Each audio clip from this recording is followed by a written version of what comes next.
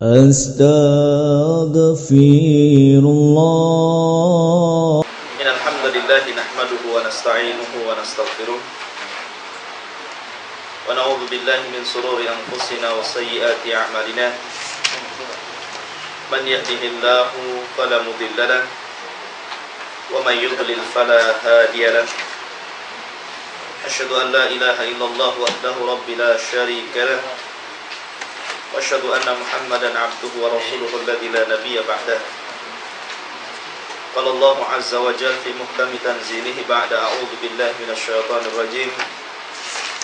Ya ayyuhalladzina amanu taqullaha haqqa tuqatih wa la tamutunna illa wa antum muslimun. Wa inna asdaqal hadithi kitabullah wa khairal huda huda Muhammadin sallallahu alaihi wasallam wa syarrul umuri muhdatsatuha wa kullu muhdatsatin bid'ah wa kullu bid'atin dhalalah wa kullu dhalalatin finnar. Baik, ikhwati fiddin azani Allah wa iyyakum, kita lanjutkan sedikit kajian kita, masih membahas Mandhumah Al-Baiquniyah, di mana kita sudah masuki istilah dari mustalahul hadis, yakni hadis mubham, di mana disebutkan di sini oleh pengarang Al-Baiquni rahimahullahu taala, wa an'anun ka'an sa'idin ankaran wa mubhamun ma fihi rawin lam yusam. Jadi hadis mubham adalah wa mubhamun, dan mubham itu ma fihi, apa-apa yang di dalam hadis tersebut, rawin, ada seorang perawi hadis, lam yusam, yang tidak dikenal atau samar.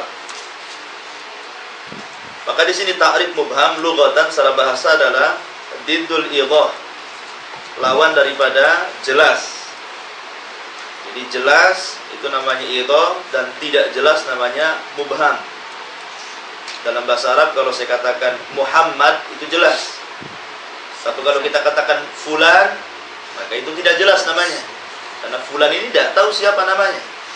Tapi kalau kita katakan Muhammad, sudah jelas namanya. Lah, secara istilahan disebutkan huwal hadits alladzi fihi rajulun lam yusam sawa'un kana fil isnadi aw fil matani. Secara istilah adalah hadis yang di dalamnya terdapat seorang perawi hadis, rajulun lam yusam, yang tidak disebut namanya.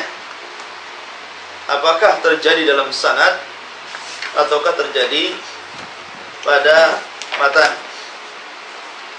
Fatufidin azani Allah wa iyyakum. Maka secara umum hadis mubham itu adalah hadis yang terdapat dalam sanadnya seseorang yang tidak disebut namanya. Kalau itu terjadi kepada para sahabat Nabi SAW, maka tidak mencacati hadis. Contoh umpamanya, telah menceritakan seorang laki-laki dari sahabat Nabi SAW, dari Rasulullah SAW bersabda. Kata-kata dari seorang laki-laki dari sahabat Nabi SAW ini kan mubham, kan? Tidak tahu siapa dia. Akan tetapi karena semua para sahabat itu baik diketahui atau tidak diketahui, derajatnya udul, adil, ya, tetap terpercaya orangnya, maka hadisnya tetap sahih. Akan tetapi kalau mubham itu terjadi di bawah sahabat tabi'in, umpamanya, telah menceritakan kepada kita seseorang tabi'in dari sahabat Nabi SAW, dari Nabi SAW. Lah, dalam hadis, dalam istilah mustalah hadis, kalau ada hadis seperti ini, hadisnya tertolak dan hadisnya dinyatakan dhaif, lemah. Kenapa? Karena bisa jadi seseorang yang tidak disebutkan namanya itu thiqah ataupun tidak thiqah. Bisa jadi dia terpercaya atau tidak terpercaya. Tapi kalau sahabat, tidak ada khilaf di antara ulama bahwa semua sahabat itu terpercaya. Tapi kalau di bawah sahabat masih dipertanyakan. Termasuk di dalamnya lafaz mubham yang memiliki, jadi lafaz mubham tetapi dengan menggunakan hadis itu mubham tetapi dengan lafaz ta'dil, lafaz pujian. Contoh begini, Imam Syafi'i biasanya kalau dia meriwayatkan sebuah hadis dia mengatakan haddatsani thiqatun, haddatsani as-thiqatu. Biasanya begitu Imam Syafi'i itu. Telah menceritakan kepada kami as-thiqatu, seseorang yang terpercaya.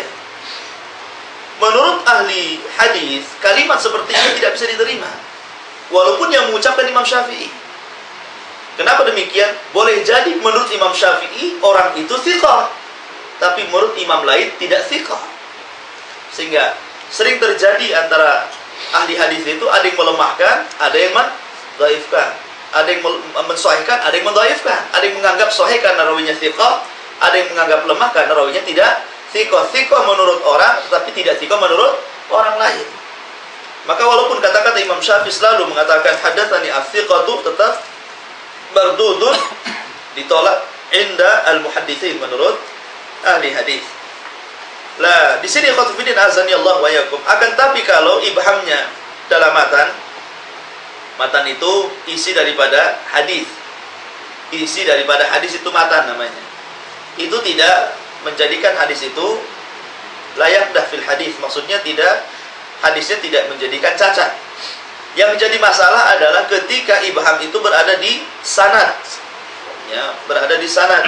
Itu pun di bawah sahabat, bukan dalam tabaqah sahabat ya. Kalau tabaqah sahabat tidak ada masalah. Ya, walaupun tidak disebut namanya. Tetapi kalau di bawah sahabat, maka tidak boleh sampai diketahui siapa dia. Dari mana tahunya? Mungkin dari jalur yang lain. Ya, hadis kan banyak dari jalurnya. Yang umpamanya Imam Bukhari meriwayatkan dari jalur ini, Imam Muslim meriwayatkan jalur ini, Abu Dawud meriwayatkan jalur ini. Lah, mungkin Abu Dawud tidak menyebutkan siapa namanya, tapi di jalur Imam Muslim disebutkan namanya. Ya, apabila kalau sudah ketahuan namanya, tidak ibham lagi namanya ya.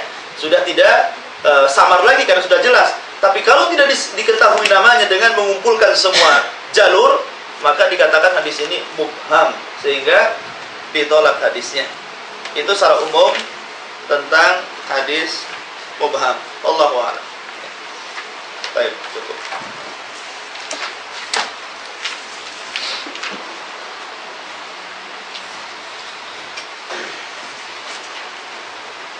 Sampai di mana?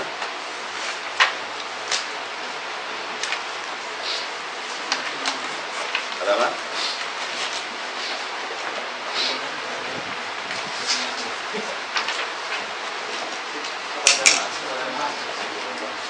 Halaman 156. Fadluha ini ya. Baik.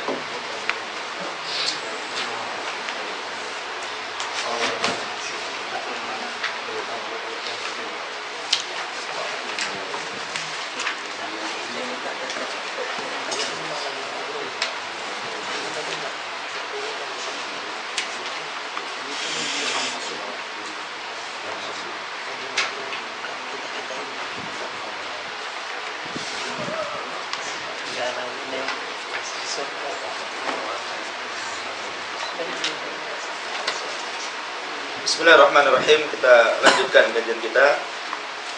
Masih membahas kitab Al-Wajiz fi Fiqh Sunnati wal Kitabil Aziz.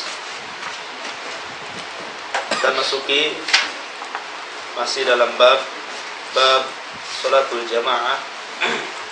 Kita membahas fadluha, keutamaannya. Baik. Qala muallif hafizahullahu taala an Ibni Umar anna Rasulullah sallallahu alaihi wasallam qala. Dari Ibni Umar bahwa Nabi sallallahu alaihi wasallam bersabda, salatul jamaati tafdulu salatal fadhi bi 27 darajatan. Bahwa salat berjamaah itu lebih utama daripada salat sendirian dengan 27 derajat perbedaannya. Dan yang dimaksud darajatan di sini adalah thawaban, pahala. Yang dimaksud darajatan thawaban, pahala. Nah, ini menurut pendapat jumhur ulama, bahwa jumhur mengatakan sholat jamaah itu hukumnya fardu kifayah, termasuk sunnah muakkadah. Ini dalilnya salah satunya adalah hadis ini, bahwa sholat jamaah itu lebih utama daripada sholat sendirian. Artinya sholat sendirian utama, tapi jamaah lebih utama. Itulah. Makanya jumhur mengatakan bahwa sholat jamaah itu hanya sunnah muakkad saja. Tapi kemarin sudah kita jelaskan bahwa pendapat yang kuat bahwa salat jamaah itu adalah wajib. Baik.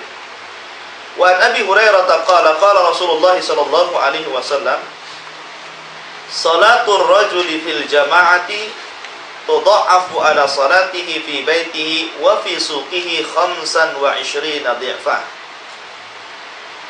Salat seorang laki-laki di dalam berjamaah akan dilipat gandakan daripada sholat dia sendirian di rumahnya atau di pasarnya sebanyak 25 derajat.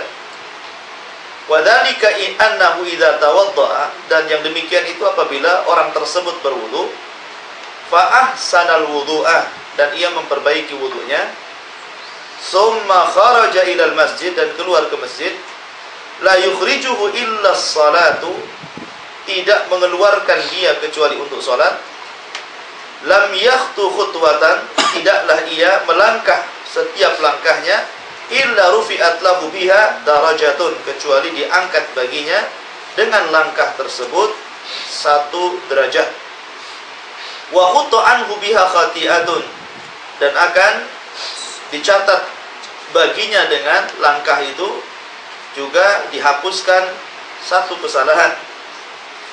Fa idza shalla lam tazalil malaikatu tusalli alaihi, dan apabila dia telah salat, maka malaikat senantiasa akan bersalawat kepadanya. Maksudnya salawat malaikat memintakan ampun. Kalau Allah bersalawat kepada hambanya, memuji hamba itu. Innallaha wa malaikatahu yusalluna 'alan nabi. Sungguhnya Allah dan malaikatnya bersalawat kepada Nabi. Maksudnya salawatnya Allah kepada Nabi, pujian Allah kepada Nabi. Dan salawatnya malaikat artinya memintakan ampun kepada Allah atas dosa-dosanya. Jadi di sini ketika seseorang sholat, maka malaikat akan bersalawat padanya, memintakan ampun artinya. Madama fi musallahu, selama ia berada di tempat sholat itu. Allahumma salli alaihi, ya Allah, ampuni dosanya. Allahumma arhamhu, ya Allah, rahmati dia. Arti rahmat, rahimahullahu ta'ala, artinya mudah-mudahan Allah mengampuni dosa-dosa yang telah lalu, dan mudah-mudahan Allah berikan taufik terhadap yang akan datang. Itu arti rahmat artinya. Wala yazalu ahadukum, dan akan senantiasa salah seorang di antara kalian fi salatin, dalam kondisi salat, man tadara salat, selama dia mau menunggu salat. Artinya orang yang salat zuhur kemudian tidak pulang, dia menunggu salat di masjid sampai asar, maka selama menunggu dianggap dia dalam posisi salat. Ya, gitu maksudnya. Dan ini keutamaan salat jamaah, tidak ada yang mendapatkan seperti ini kecuali orang yang jamaah. Ya, tidak ada orang yang mendapatkan posisi bahwa menunggunya sholat dianggap sholat kecuali dia sholat jamaah. Karena di rumah tidak bisa, pahala ini tidak akan dapat di rumah, pahala ini akan dapat di masjid. Dan kemarin sudah kita ketahui, orang dianggap sholat jamaah itu apabila dilakukan di masjid. Itu loh. Sebab pahala 27 ataupun 25 tingkatan itu hanya diperoleh ketika dia melaksanakan sholat jamaah di masjid, bukan di rumah. Secara bahasa ya di rumah jamaah, orang ramai, tetapi secara istilah tidak masuk karena jamaah itu harus di masjid. Kemudian an Abi Hurairah ta'ani Nabi sallallahu alaihi wasallam qala, man ghada ila al-masjid wa raha, a'adda Allahu lahu nuzulahu minal jannati kullama ghada wa raha. Barang siapa yang berpagi-pagi berangkat ke masjid, ya, dan juga di petang hari atau di sore hari juga dia ke masjid, maka Allah Subhanahu wa ta'ala siapkan tempatnya di sorga setiap dia keluar, baik pagi ataupun petang. Ini menunjukkan bahwa orang yang salat jamaah dijamin tempat duduknya di sorga. Tapi khotubidin azani Allah wa yakum, sedikit kita akan membahas hukum-hukum yang faedah saja ingin saya jelaskan kepada antum, yaitu hukum-hukum yang berkenaan dalam posisi orang berjamaah. Jadi halatul makmum ma'al imam, kondisi-kondisi makmum bersama imam. Jadi kondisi makmum bersama imam itu ada 4 kategori. Pertama al-mutaba'ah, yang kedua al-muwafaqah, yang ketiga as-sabqu, dan yang keempat al-fawatuh. Yang pertama al-mutaba'ah, artinya makmum senantiasa mengikuti imam, senantiasa mengikuti imam dan tidak mendahului imam. Dan inilah makmum yang baik, yang disuruh Nabi SAW, innama ju'ilal imam liyu'tamma bihi, dijadikan imam itu untuk diikuti. Apabila dia takbir, maka makmum baru takbir. Yang pertama, kondisi makmum yang baik adalah al-mutaba'ah, senantiasa mengikuti imam, tidak mendahului imam. Kemudian yang kedua, al-muwafaqatu, ya, bersamaan. Ya, imam ruku, ikut-ikut ruku, tapi bersamaan posisinya. Paham ya? Berbarengan. Gitu loh. Takbirnya bareng, rukunya bareng, sujudnya bareng. Nah, gitu. Bagaimana hukumnya kalau bareng-bareng ini? Nah, kalau pertama kan jelas, imam dulu baru makmum. Ini rukunya bareng-bareng gitu kan. Sujudnya juga bareng-bareng gitu dalam waktu yang sama. Maka dalam kondisi seperti ini, Imam Ibnu Qudamah rahimahullahu taala mengatakan wa yukrahu fi'luhu ma'ah fi qauli aktsari ahli ilmi. Dan dimakruhkan perbuatannya yang seperti ini bersama imam. Dan ini pendapat kebanyakan mayoritas para ulama. Kebanyakan mayoritas para ulama. Kenapa demikian? Karena ada hadis Nabi SAW mengatakan, sebagaimana hadis Bara bin Azib dalam Sahih ini, di mana dalam lafaznya terdapat lam yakun ahadun minna dhahrahu hatta yaqa'u sajidan. Ya. Di mana tidak boleh seseorang itu menekukkan punggungnya ketika imam sujud sampai betul-betul sujud, baru makmum ikut membungkukkan badannya. Ya, ini dia perintah Nabi SAW. Seseorang tidak boleh langsung begini sebelum imam itu betul-betul sujud. Artinya kita dalam posisi tegak sampai melihat imam sujud baru kita turun gitu. Ya, kalau enggak, maka ini menerjang perintah yang seperti ini saja dilarang, apalagi berbarengan gitu. Makanya katanya Imam Ibnu Qudamah rahimahullahu taala, makruh hukumnya orang yang seperti ini. Akan tetapi Imam Ibnu Hazm al-Zahiri, dia lebih keras mengatakan bukan hanya sekedar makruh, akan tapi butlanu salatihi, batal salatnya. Idza wafaqa imamahu, apabila dia berbarengan bersama imam. Dan ini adalah pendapat sebagian madhab Hambali, dan juga ada yang mengatakan ini perkataan mayoritas ulama, dan inilah yang benar, inilah yang kuat, pendapat Imam Ibnu Hazm yang paling kuat. Jadi kalau berbarengan batal sholatnya, ya, berbarengan batal sholatnya. Kemudian ikhwan fillah azanillahu wa iyyakum, yang ketiga as-sabqu. As-sabqu itu artinya mendahului imam. Ya, makmum dulu baru imam. Nah, kalau dilakukan secara sengaja, tidak ada khilaf para ulama, batal sholatnya.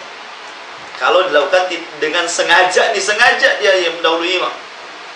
Ya, dia dengan sengajanya mendahului imam, langsung dia batal ketika itu, percuma sholatnya. Kemudian dalam kondisi yang kedua, ya, kalau dia tidak sengaja, kemudian ia mendahului imam melewati satu rukun. Satu rukun umpamanya gini. Satu rukun itu imam baru ruku, dia sudah sujud.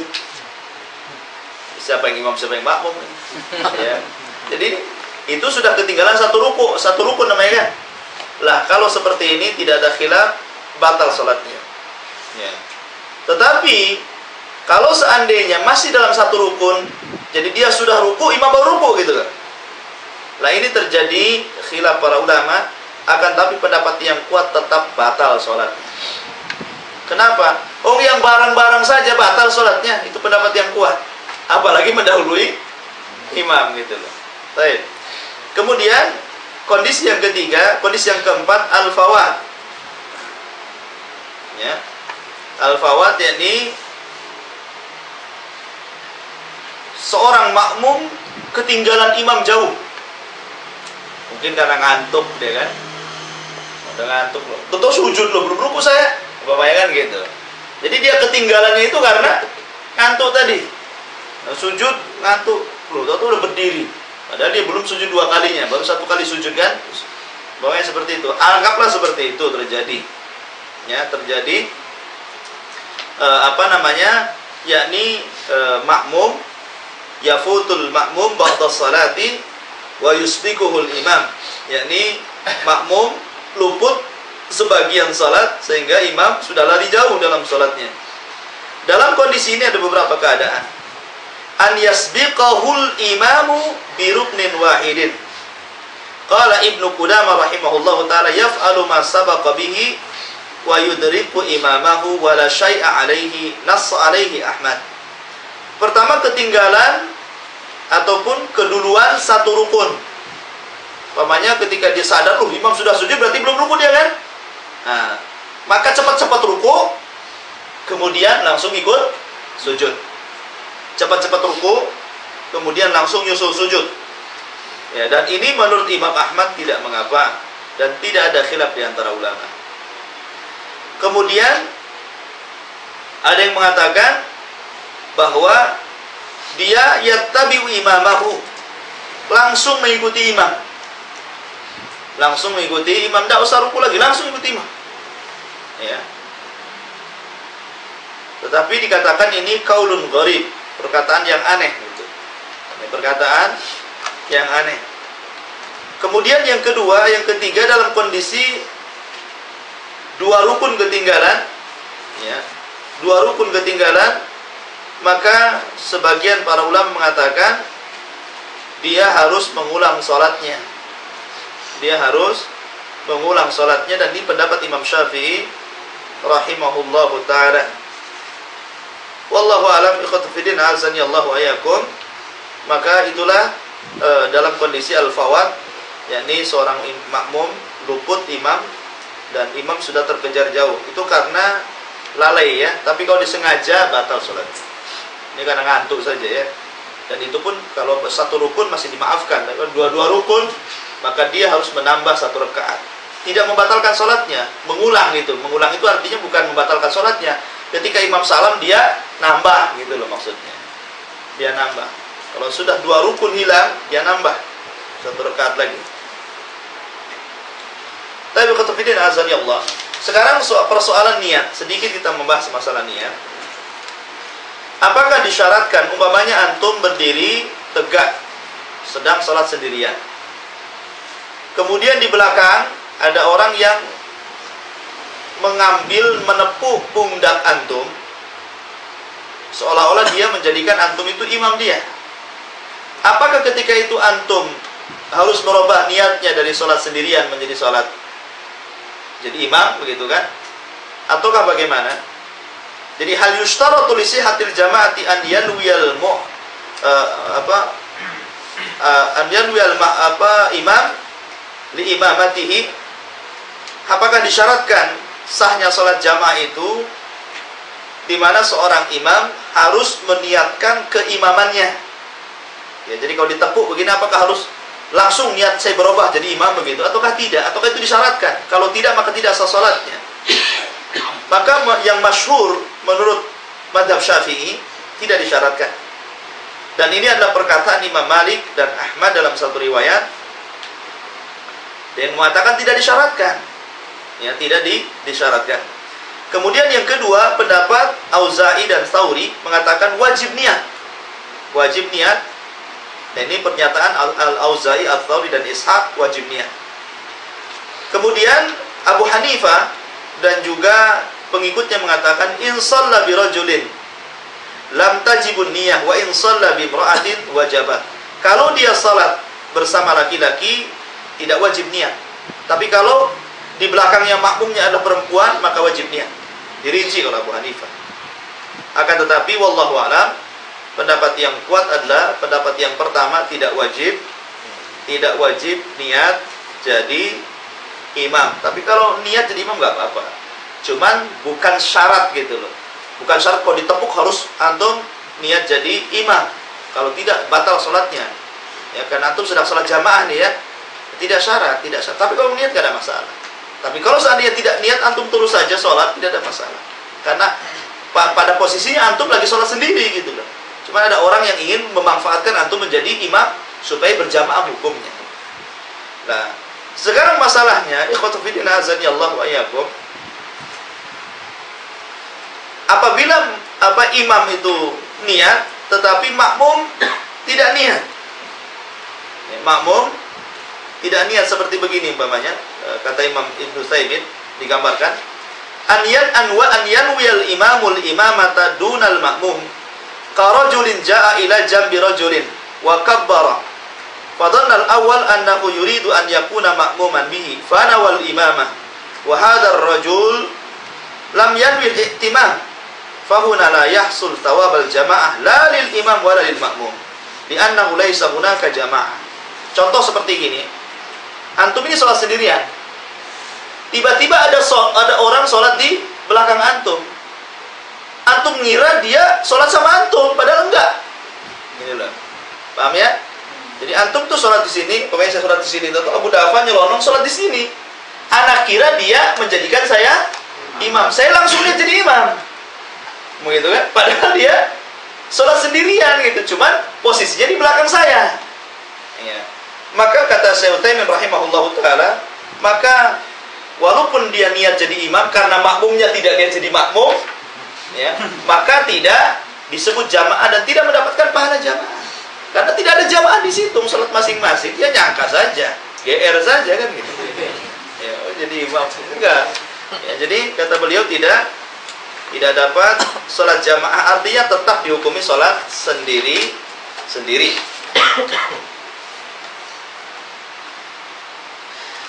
Tetapi apakah makmum harus meniatkan imam, meniatkan jadi makmum? Maka tidak ada khilaf menurut Syafi'iyah. Seorang makmum, kalau dia menjadikan seseorang imam, dia harus niat jadi makmum. Kalau imam tidak harus. Tapi kalau makmum harus gitu loh. Kalau imam tidak ada keharusan untuk niat jadi imam gitu loh. Sah, tetap dianggap jamaah. Tetapi kalau makmum, maka dia disyaratkan untuk niat jadi makmum.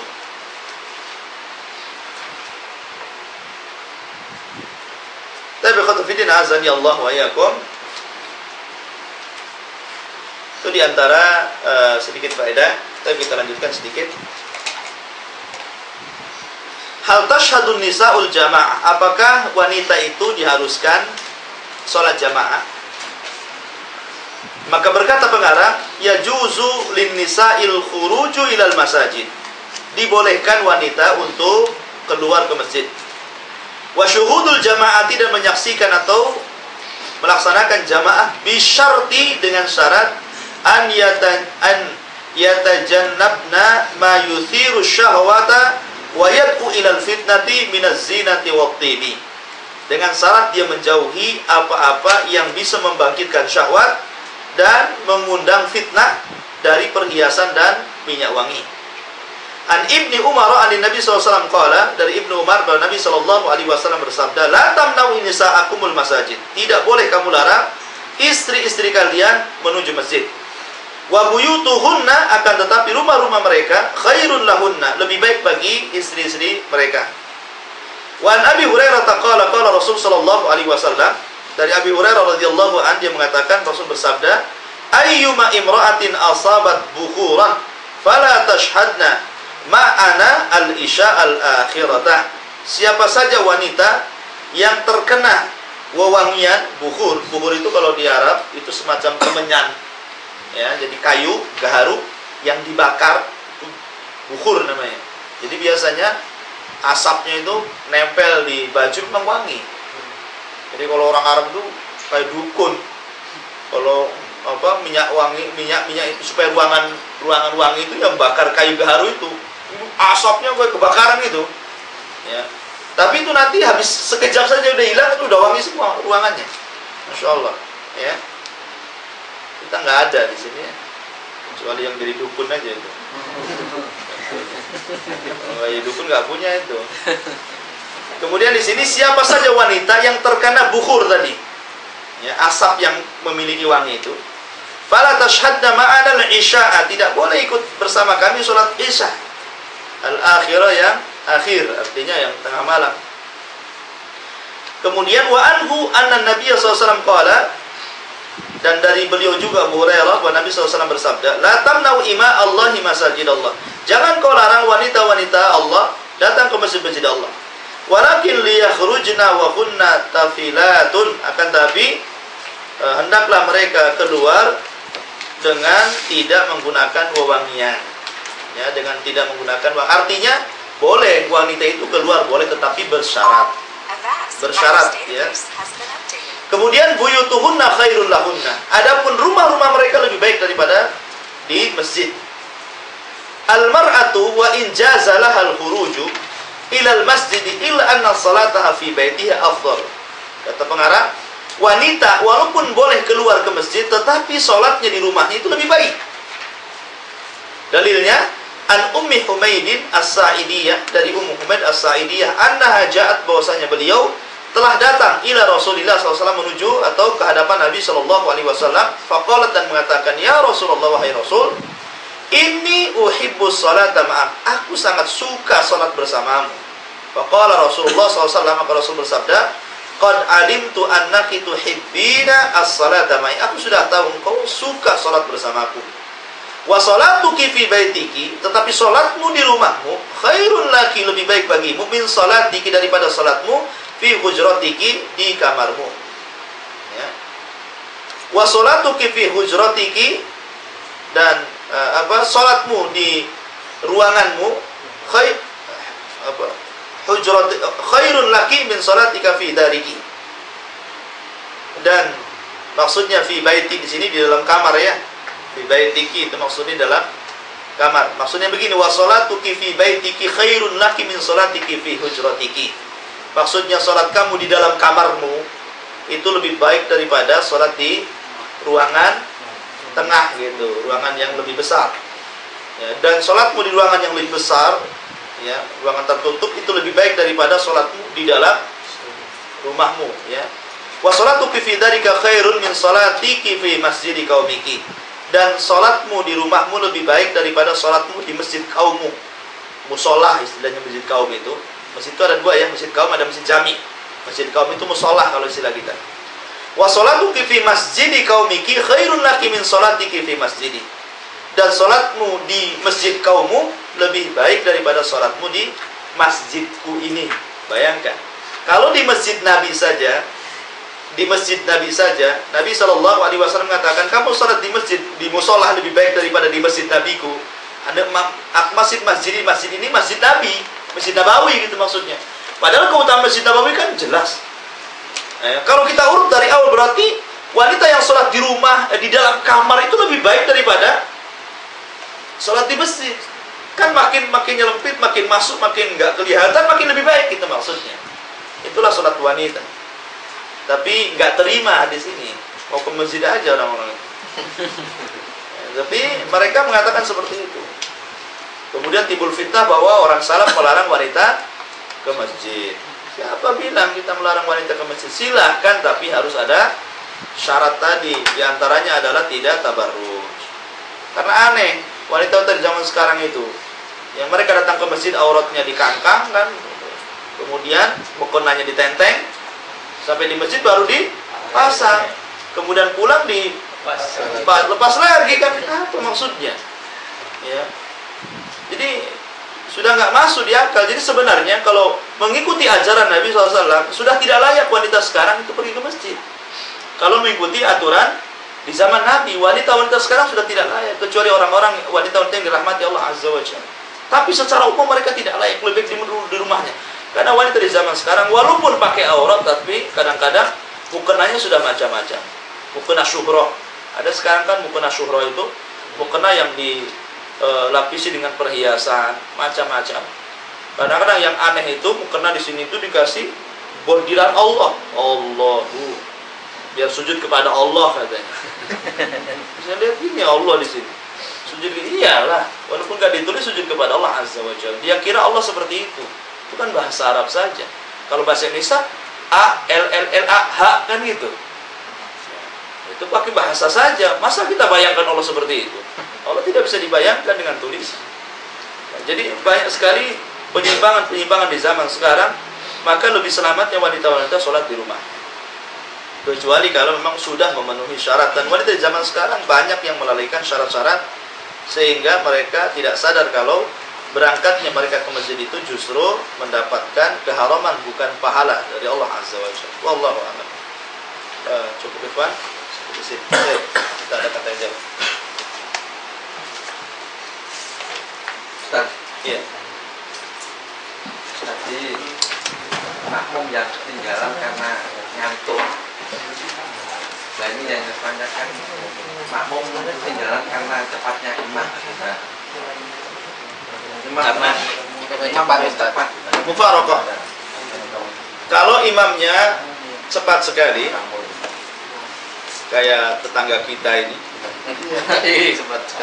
sangat cepat sekali. Kalau seandainya menjadikan hilangnya khusyuk, apalagi tidak sempat membaca bacaan yang wajib. Kita tahu bahwa bacaan ruku atau sujud yang wajib kan satu kali.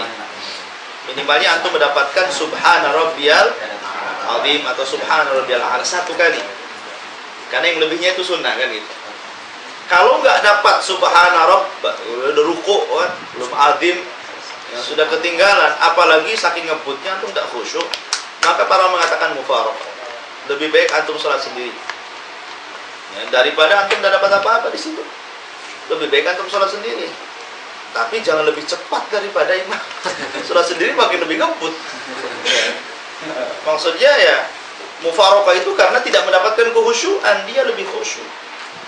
Lebih khusyuk. Tetapi walaupun demikian, mufaraqah bukan berarti kemudian antum sholat di rumah, tetap di masjid.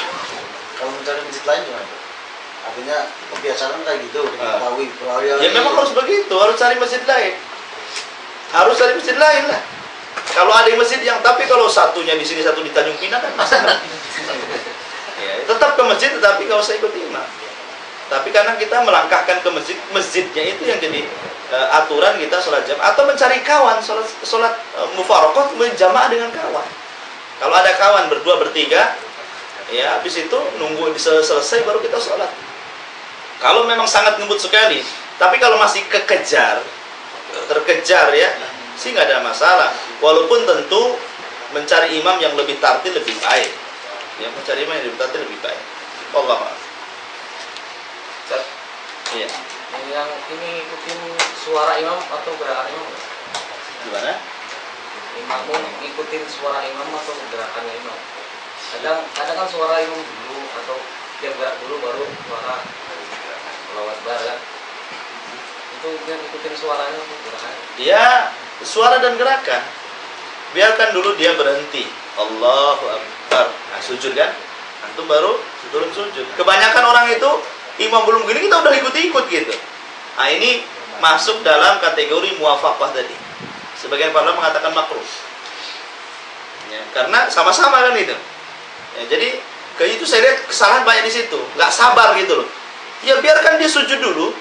Ya, baru kita setelah jidatnya imam sudah ke tembok, baru kita sujud. Gitu. Kita kan nggak sabar. Maunya cepet-cepetan gitu. Kalau diperbolehkan makmum itu mendahului imam, mungkin makmum lebih dulu daripada imam gitu. Ya, tapi karena tidak boleh ya terpaksa ngikuti imam. Tetapi kan kemarin sudah jelaskan kesalahan-kesalahan di Jabal Arafah tentang bagaimana posisi makmum yang salah.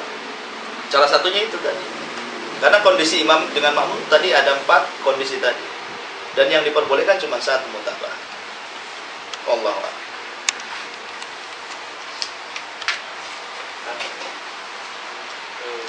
Misalnya di lagi berjamaah terus ada anak-anak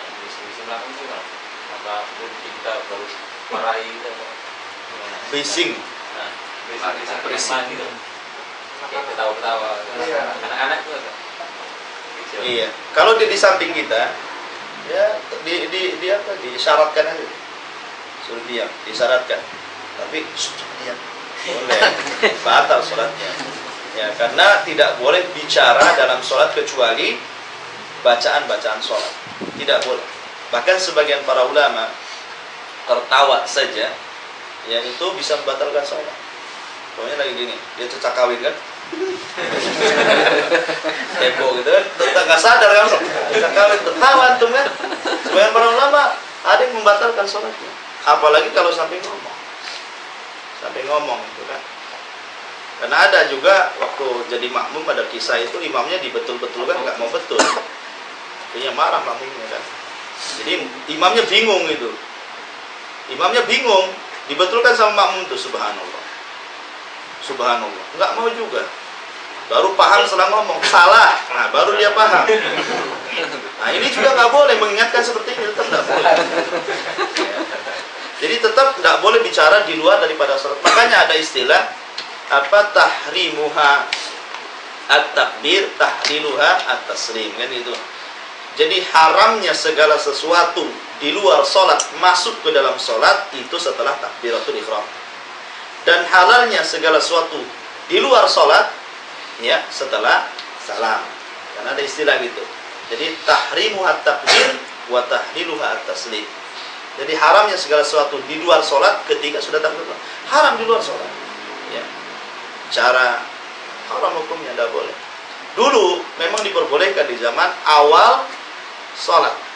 Di zaman awal sholat biasa, Allahu Akbar, ngobrol sama kawan. Ya. Tapi kemudian turun ayat larangan. Ya. Dulu boleh menghadap ke langit. Kalau sholat itu di zaman persahabatan begini dulu. Awal-awal diperintahkannya sholat. Kemudian turun ayat qad aflahal mu'minun ila akhiril ayat. Maka kemudian mereka menjatuhkan pandangan mereka ke tempat sujud mereka. Jadi sudah banyak diperbaharui sehingga menjadi sholat yang khusyuk tadi. Wallahu a'lam. Kalau imam itu gerakannya dulu, contoh umpamanya dia rukuh, dia sudah sempurna rukuh baru mengeluarkan baru Allah Akbar gitu. Gimana? Iya. Gerakan takbir itu kan dalam imam itu ada 3 macam. Ada lafaz dulu Allahu Akbar baru gerakan. Ada gerakan dulu baru Allahu Akbar, ada yang sama-sama. Ya. Jadi itu 3 kondisi. Seperti takbiratul ihram ya. Allahu Akbar. Berarti gerakan dulu. Ada yang Allahu Akbar. Ada yang sama-sama Allahu Akbar. Tiga-tiganya boleh. Tiga-tiganya. Allahu Akbar. Apakah ada disyariatkan untuk anak-anak itu harus di saf paling belakang dalam sholat berjamaah? Anak-anak kecil maksudnya. Anak laki-laki atau perempuan? Laki. Tidak ada keterangannya. Justru kalau anak-anak yang masih kecil itu ditaruh paling depan. Maksudnya masuk dari bagian saf kita, misalnya ada satu, ini kita dewasa satu, anak kita satu. Kalau di Yaman ya, yang saya prakteknya, kalau waktu saya dulu di Yaman itu, anak-anak itu memang kita sop laki-laki sop pertama. Anak-anak itu taruh di depan suruh sholat, di depan sop kita sop pertama, di depan sop pertama. Ya, mereka taruh di depan. Jadi mereka nggak bisa apa-apa kan? Apain coba di sini? Itu yang kita praktekkan di Yaman seperti itu, hampir semua masjid kayak gitu. Jadi anak-anak taruh depan semua, di depan sop pertama. Tapi bukan di depan imam. Tetap di belakang imam, cuman bukan sop pertama, bukan. Kalau sop pertama itu kita, karena sop pertama harus orang-orang balik, orang-orang yang memang lia minkum ulu nuha, itu kata Nabi, hendaklah orang-orang yang di belakang saya orang-orang yang punya, orang yang berakal dan orang yang punya kemampuan. Ya artinya kalau dia punya kemampuan, kalau salah kan ada yang betulkan. Nah kalau yang anak kecil itu masuk dalam salah satu balik, tidak masalah, asal anak kecil itu seperti tembok, diem. Itu tidak memutuskan soft, walaupun belum balik. Tapi kalau anak kecil ini dia nggak bisa diem lari sana, lari sini, ini memutuskan soft namanya. Ya, sebenarnya Allah mengatakan seperti itu. Kalau dia diam seperti tembok, diam saja, walaupun dia tidak ikut gerakan kita. Kadang-kadang seenak dewek kan gitu ya. Dia mau ruku, mau jungkir balik, tapi dia diam di situ saja, nggak kemana-mana. Maka tidak dianggap putuskan soft.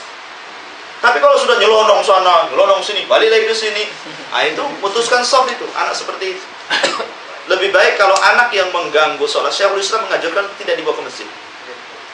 Kalau anak itu antum tahu tabiatnya tidak bisa dididik karena mungkin masih kecilnya, masih memang antum lain, anak antum ekstra lasak gitu umpamanya. Mungkin ketika buatnya lupa baca basmalah.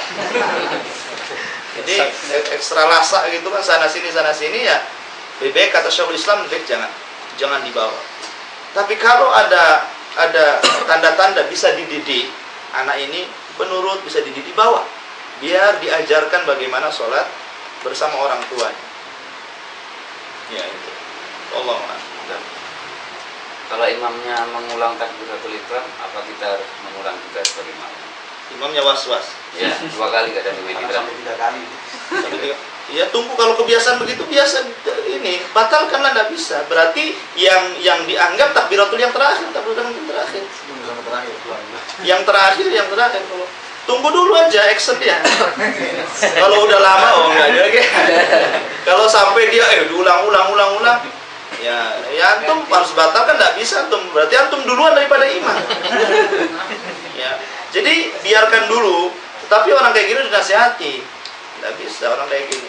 Inilah kesalahan ketika memahami niat ya, Pak. Ada orang memahami niat itu harus, itulah ketika mereka niat itu ada khilaf antara ulama. Apakah dia termasuk rukun atau syarat? Pendapat yang kuat niat itu syarat, makanya di luar daripada takbiratul ihram.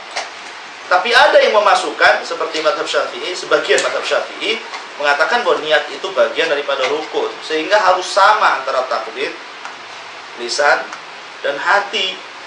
Sehingga terjadilah was-was di sini. Bagaimana mungkin menyamakan usolli dengan diniatkan saya sholat dalam hati dengan gerakan takbiratul ihram?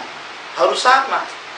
Sehingga tidak bisa, susah-susah, jadi susah sekali mantapnya. Entah ilmu apa yang mantap, tapi yang jelas susah kan, prakteknya juga susah dan bisa. Sehingga terjadi was-was di sini. Nah ini pemahaman yang salah seperti ini. Sholat itu tidak sesusah itu Nabi mengajarkan sama kita.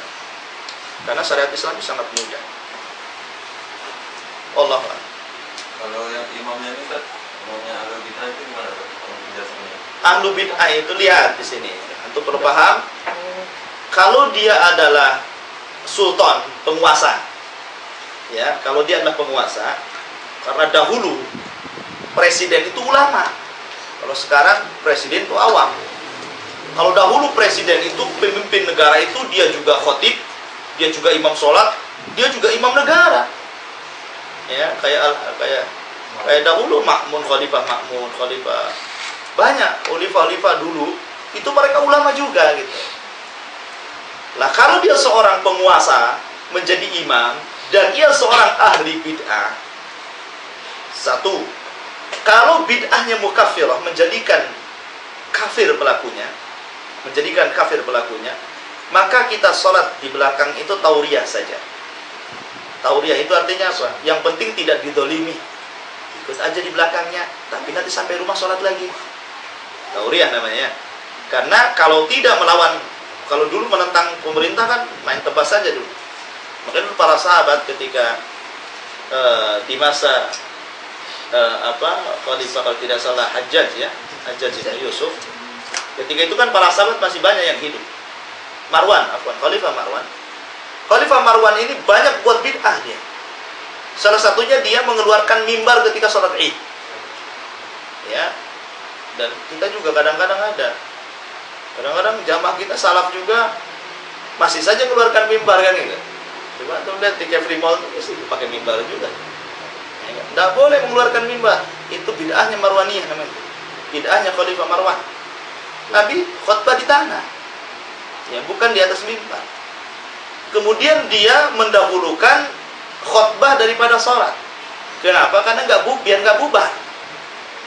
Karena sholat id itu wajib hukumnya, sementara khutbah itu tidak wajib. Maka kalau sholat dulu, bubar jamaahnya. Pandai dia, khutbah dulu baru sholat. Biar nggak bubar. Ya. Kemudian dia mengakhirkan waktu zuhur sampai ke asar. Ya, akhirnya banyak para sahabat yang sholat dulu tapi pakai isyarat. Ya, pakai isyarat. Dan sholat pakai isyarat, sebab kalau sholat kelihatan sholat itu, dia akan kena hukuman. Jadi pakai isyaratnya sholatnya. Ya, jadi sekali lagi, kalau dia penguasa dan bid'ahnya mukafirah, dan ia penguasa yang zalim, maka sholatlah sebagai tauriyah, habis itu sholat di rumah. Tapi kalau bid'ahnya tidak mukafirah, tidak sampai mengkafirkan pelakunya. Contoh umpamanya bid'ah mukafirah itu seperti bid'ah Jahmiyah. Bid'ah Jahmiyah itu kafir. Kenapa? Karena mengingkari nama dan sifat bagi Allah. Makanya Jahm ibnu Safwan itu ketika sujud dalam sholat, dia tidak menyebut subhana rabbiyal a'la, tapi subhana rabbiyal asfal gitu. Bukan maha suci Allah yang maha tinggi, dia bilang apa? Maha suci Allah yang maha rendah katanya. Karena ingin mengingkari ketinggian Allah. Maka ketika sujud dia tidak subhana rabbiyal a'la, subhana rabbiyal asfal gitu. Ya, dia ganti lafadznya. Ya, lah itu bid'ahnya Jahm itu kafir. Nah, tapi kalau bid'ahnya tidak mukafirah, tidak menjadikan dia kafir, lihat apakah dia seorang penyeru atau tidak seorang penyeru. Kalau dia seorang penyeru, artinya mengajak orang kepada bid'ahnya, seperti Khalifah Ma'mun. Khalifah Ma'mun itu mengajak bid'ahnya untuk dianut. Bid'ah Mu'tazilah. Dia paksakan kepada rakyatnya untuk menganut bid'ah Mu'tazilah. Dengan mengatakan Al-Quran makhluk. Kalau tidak, kalau enggak urusannya, masuk penjara, dibunuh. Ya kan, memaksakan namanya. Itu namanya menyerukan bid'ah namanya. Lah kalau pemimpin ini menyerukan bid'ahnya, maka sholat di belakangnya makruh. Sholat di belakangnya makruh. Tetapi kalau seandainya pemimpin ini bid'ahnya tidak mukafirah dan dikonsumsi sendiri, ya, dia tidak mengajak orang, maka tidak mengapa. Ahli sunnah tidak mengapa. Sholat di belakang. Kalau imam itu baik, maka pahalanya untuk kalian dan imam. Kalau imam jelek, pahalanya untuk kalian, tidak untuk imam, katanya. Ya. Ini kalau pemimpin. Begitu juga sama. Kalau dia bukan pemimpin, kayak Pak Kiai di langgar, di musola, di masjid, lihat. Kalau bid'ahnya sampai mengkafirkan dia, penyembah kuburan, dan dia seorang dukun umpamanya. Tahu dukun dia itu, jadi imam juga di situ. Ya, seperti kasus Ustadz kita di Tanjung Pinang itu dulu, imamnya dukun. Dulunya dia ngajar di situ, dibantainya dukun, imamnya dukun, laporkan ke MUI. Akhirnya sama imamnya nggak terima kan, karena dituduh dukun, bang dukun kan itu. Ketika bahas dukun marah dia, akhirnya dilaporkan ke MUI, tapi MUI-nya orang Muhammadiyah, mengatakan tidak sesat, akhirnya tidak jadi ditangkap. Alhamdulillah. Jadi kalau dia seorang imam biasa dan tidak, kalau dia mukafirah jelas, antum tidak boleh sholat di belakangnya. Nggak usah sholat di belakang dia kalau mukafirah. Lain dengan tadi seorang penguasa, kalau tidak sholat di belakang dia masalah tuh. Ya kan? Maka sholat aja sebagai tauriyah, tapi sholat lagi di rumah gitu loh. Tapi kalau orang biasa dan bid'ah mukafir, ngapain sholat sama dia? Kita cari tempat lain masih banyak. Ya. Kemudian kalau dia bid'ahnya tidak mukafirah, tidak menjadikan kafir pelakunya, kalau dia penyuruh bid'ah, cari masjid lain. Jangan sholat di belakang dia. Kalau sholat di belakang dia makruh hukumnya.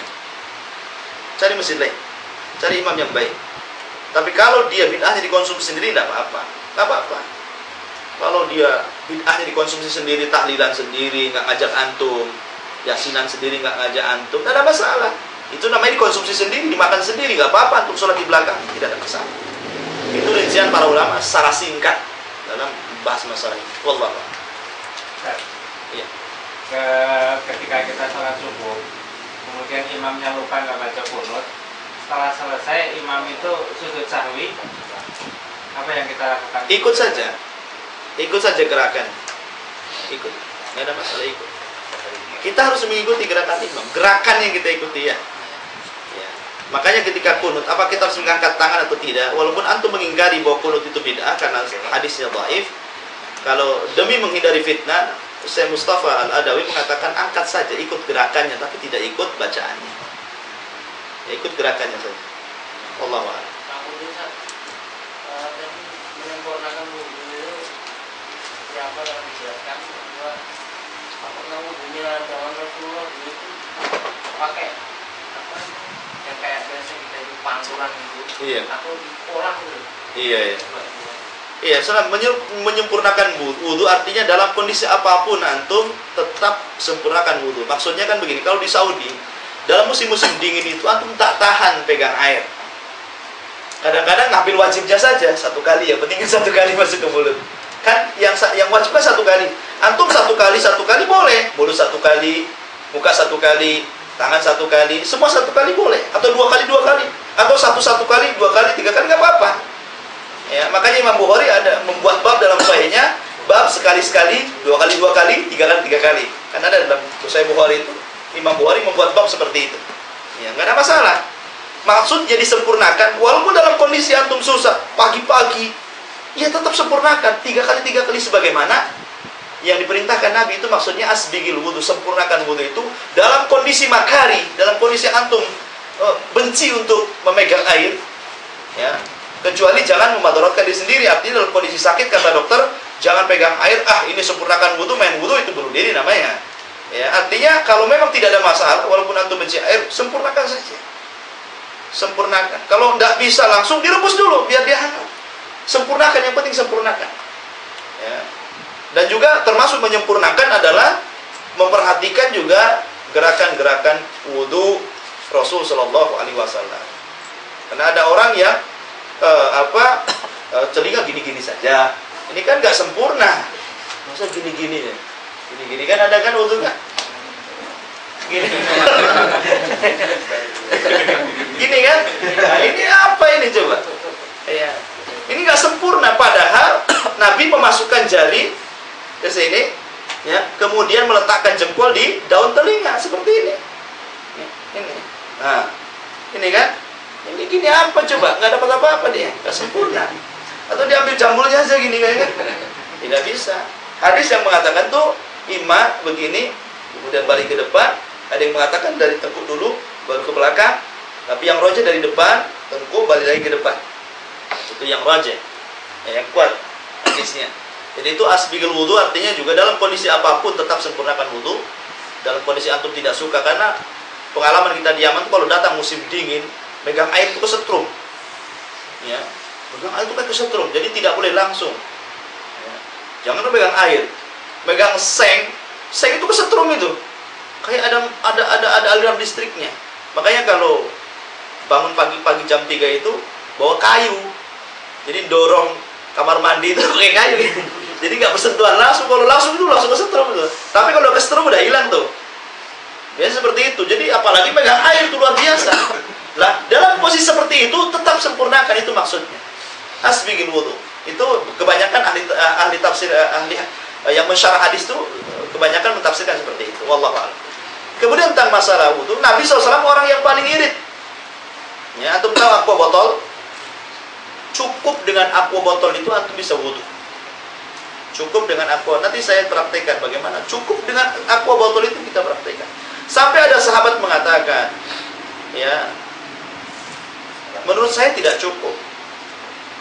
Kata Nabi, kata sahabat ini, rambut setebal Nabi itu cukup, apalagi kamu. Nabi kan tebal rambutnya, terus panjang kan. Kebanyakan Nabi satu bahu. Tapi kadang-kadang dibotak juga, kalau dia umroh, tahallul kan dibotak juga. Ini termasuk jibiliyah, ya, sunnah jibiliyah itu sunnah perawakan Nabi Shallallahu Alaihi Wasallam, seperti ini meniru rambutnya Nabi, itu namanya sunnah jibiliyah. Kalau diniatkan dapat pahala, kalau enggak ya nggak dapat apa-apa. Jibiliyah itu. Nah, jadi Nabi itu orang yang paling irit. Maka walaupun air itu banyak, gitu loh. Walaupun air itu banyak, Nabi senantiasa mengirit. Mengambil satu cinduk. Kalau di bak mandi itu jangan langsung nyemplung ke bak mandi gitu. Ambil aja satu ciduk lah. Di ciduk itulah antum wudu. Walaupun satu bak mandi atau satu, anggaplah pamannya kalau di masjid-masjid di Jawa Barat itu tiap-tiap masjid ada kolamnya. Ya. Masjid zaman dulu itu biasa begitu. Jadi ada kolam besar, mesti tiap masjid ada kolamnya itu. Nah, sebelum masuk ke masjid itu ada kolam kecil untuk kaki biasanya, tidak boleh langsung. Ya, di situ biasanya untuk menghukum, kalau Pak Kiai itu hukum baca Quran nggak bisa-bisa direndam tuh biasa di situ. Kalau orang dulu seperti itu, direndam dari maghrib sampai isya itu. Dan sadis-sadis kayak dulu itu. Kalau yang ngantuk diambilkan korek, ya disundut ini mata ini begini kan. Itu memang sadis-sadis, tapi ya luar biasa jadi kan, karena dulu belum ada undang-undang HAM. Makanya nggak takut, coba sekarang gituin, kiai masuk penjara semua itu. Jadi itu maksudnya paling irit, seirit mungkin. Kalau kecil saja sudah cukup, ya itulah. Jadi memang itu pedoman Nabi. Tapi kalau seandainya dia wudhu pakai pancuran juga ada masalah. Kan itu masalah duniawi saja, masalah teknis saja gitu. Wallahu a'lam. Kebiasaan di masjid itu ada satu orang yang membereskan anak-anak sampai tinggalan jamaah 1-2 rakaat. Kadang-kadang ngambil rakaat terakhir. Gimana itu? Salah. Ada contohnya Nggak ada contohnya. Jadi orang yang membereskan itu biasanya imam harus beri waktu biar dia membereskan dulu. Ya, biar membereskan dulu, baru kemudian imam yang membereskan itu imam sebenarnya, jalan sana, jalan sini. Imam itu sebenarnya seperti itu. Cuman karena penyakitnya imam itu kan sudah, apalagi ada garis di masjid itu, dianggap sudah lurus sopnya, udah percaya sama garis, ya kan? Terlalu percaya sama garis, akhirnya nggak ada solusi vakum lagi. Allahu Akbar, main Allahu Akbar saja, apalagi imamnya orang tua lagi.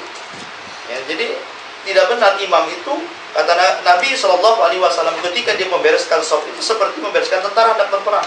Jadi dia dari pojok sini ke pojok sini berjalan gitu. Itu kalau memang seperti, tapi kalau mungkin di pesantren atau di masjid yang tahu sunnah sih enak saja ya. Itu kelihatan langsung nyambung gitu kan. Tapi kalau di orang awam kan susah. Apalagi masing-masing punya kapling saja ada sendiri-sendiri kan susah tambah. Ya. Maka itu juga harus dibereskan, itu tugasnya imam. Nah, kalau seandainya ada orang yang sukarela, yaitu relawan gitu, ingin membereskan ini, maka jangan sampai kemudian ketinggalan terlalu jauh. Kalau sampai ketinggalan terlalu jauh, rugi akhi. Sholat sunnah saja suruh dibatalkan kalau sudah iqamat. Nabi mengatakan idza uqimatus shalat fala sholata illal maktubah. Apabila sudah dikomatkan tidak ada sholat kecuali sholat wajib. Kita aja disuruh membatalkan sholat sunnah ketika qomat itu dikumandangkan. Nah, malah kita sibuk kemudian membereskan anak-anak sampai sudah akhir baru takbir. Ya rugilah. Rugi sekali. Wallahu a'lam. Di Masjid Tramas itu setiap hari Jumat mengkhususkan surat As-Sajdah itu bagaimana? Setiap sholat subuh. Tidak boleh, tidak ada. Taksis itu melazimkan sesuatu perlu dalil. Termasuk juga sujud sahwi. Selalu sujud sahwi dalam sholat, sujud tilawah. Sujud tilawah dalam sholat itu kata Syekhul Islam Ibnu Taimiyah termasuk perbuatan muhdath yang diada-adakan. Kalau dilazimkan, kemudian setiap hari Jumat harus ini suratnya dan harus sujud terus. Nah, itu perlu dalil. Ya, perlu dalil. Melazimkan sesuatu itu perlu dalil. Maka ya sekali-kali boleh. Tapi kalau sudah melazimkan itu wajib mendatangkan dalil.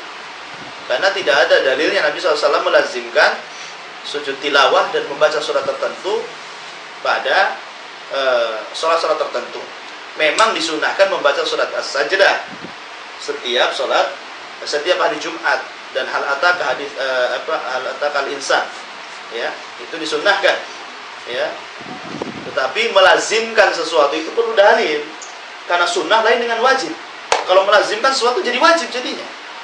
Nah, itu kata Syekhul Islam ini bid'ah, perlu dalil. Wallahu a'lam. Kalau dulu saya pernah jelaskan masalah dua surat sunat tapi dalam satu niat. Iya. Tapi kalau misalnya kalau 3 rakaat ada yang 2 rakaat gimana masih boleh?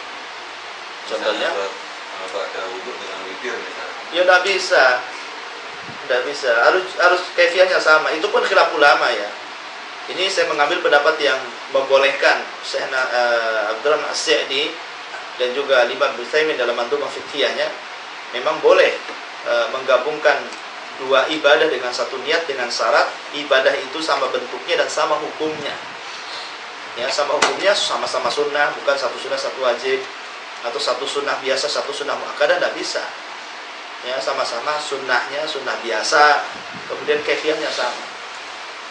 Sebab kalau antum menggabungkan 3 rakaat witir, kemudian antum juga niat sholat sunnah wudhu, ini nggak nyambung.